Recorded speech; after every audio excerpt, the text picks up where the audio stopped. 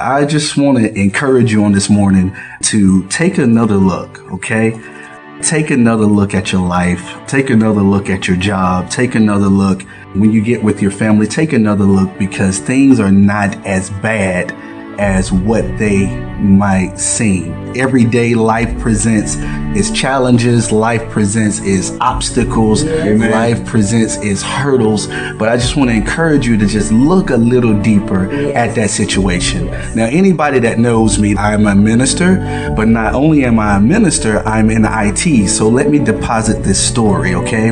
Just the other day, I was on my computer and I received this weird error message, okay? And when I looked deeper into this error message, I started to panic. I started to get afraid, right? But I had to kind of stay calm and remember my training. I had to remember what I went to school for. And they always taught us to never jump to conclusions. They taught us to stay calm in situations. So what I did was I walked away from the difficult situation that I was looking at on my computer and went and had me a cup of coffee and went back to my computer. And as I started to diagnosing the problem, I realized that the issue wasn't as bad as what I thought. So what I'm saying is you have to take a deeper look at what you see in front of you, all right? Because your body, your mind is conditioned to overreact. But God did not give us the spirit of fear, but He gave us a sound mind. So whenever you're faced with something that just don't look right, give it another look. I promise you that there is a blessing in the middle of what's happening. Remember Revelations chapter number 4. Let's look at John. He's on the island of Patmos. Do you know what an island is? An island is surrounded by a body of water. So when John is looking out on the water, all he sees is hopelessness. But if you look at Revelations 4, look at John taking on his situation. John opens up this wonderful passage by saying, after this I looked. He took a look around at his situation. Now, he was one of the 12. He was a disciple, not to get him confused with John the Baptist, who was a forerunner for Christ. He has found himself exiled on the island of Patmos. And while he's on the island, he gets an opportunity.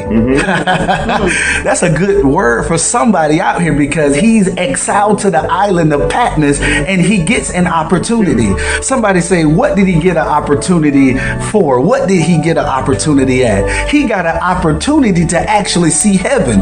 How many people can look at their situation? How many people can look in the eyes of hate and say, I saw heaven? So that's what I'm presenting to you on this morning. Whenever you're going through a problem, whenever you're going through a situation, whenever you're going through an issue, I just ask you to look at that situation and find heaven. So you might not see heaven per se, but you can find hope in hopelessness. You can find peace in the middle of a storm. You can find justification in the middle of an unjust world. See, a lot of times we look for people to satisfy us when we should look for Jesus to provide us with the way out. Now look, it says that he looked and heaven was open.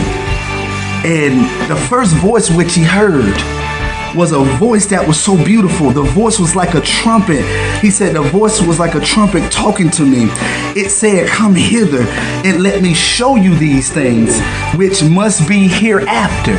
Oh, I love that word. Look at hereafter now. See, hereafter is implying that Jesus cares about his current state, but Jesus also cares about what happens afterwards. So what happens is in our lives, sometimes when we're in the middle of what we're going through and when we're looking at what we're going through, we only get caught up in the moment. But Jesus is actually encouraging us that he is able to deliver us, but after he delivers us, he's able to keep us.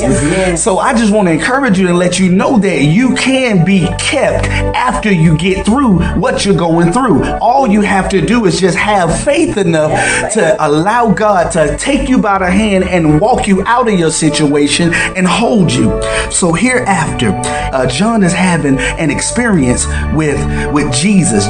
He is being blessed and he's having an opportunity to see heaven. And it follows up by saying, immediately I was caught up in the spirit. John is caught up in the spirit. John is laying prostrate before Jesus, and behold, he saw this throne. He's starting to see heaven. So he's starting to see a healing instead of hatred. He's starting to see his deliverance in the midst of what he's going through. Because on this end of the Bible, when we look at what he's going through, we see water, but John is seeing Jesus. We're seeing desolation and isolation, but John is seeing heaven. We are seeing the people that broke us down to nothing and spit on us and talked about us, but John is seeing a throne. We are seeing people who wanted John killed for the sake of the gospel. And isn't that like the world that we're living in? People that want to see us doomed because we love Jesus and because we love the gospel. But John is seeing lightning that's coming out of the throne. John is seeing elders. Every time God moves, every time he blinks, every time he turns, they are bowing down and worshiping. So in the middle of this storm, John is seeing worship. Oh, that's good news to somebody. I want you to stop complaining and stop worrying about what you're going through. Stop worrying about what it looks like. Just worship, because that's what God is concerned about. God is just concerned about, are we going to be able to worship him in the time of a storm? Are we going to lift up praises in the time that we are going through?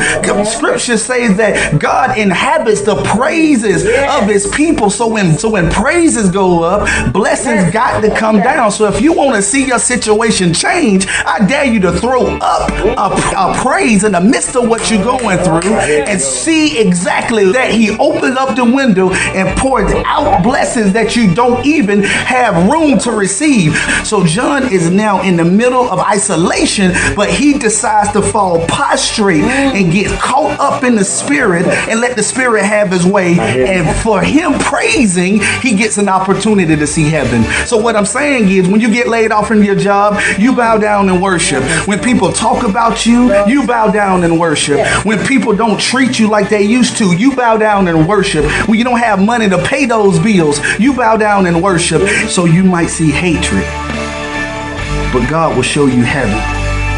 And it's all tied to your praise. It's all tied to your praise. So what I'm telling you today is, God will change what you see. God will give you a different perspective on your issue. You will see your life through the Father. So he'll change your mind. He'll change your position. He'll change your perspective. If you take another look at your life, you will never be the same, because you will see peace. You will find joy. You will find happiness on your island of Patmos.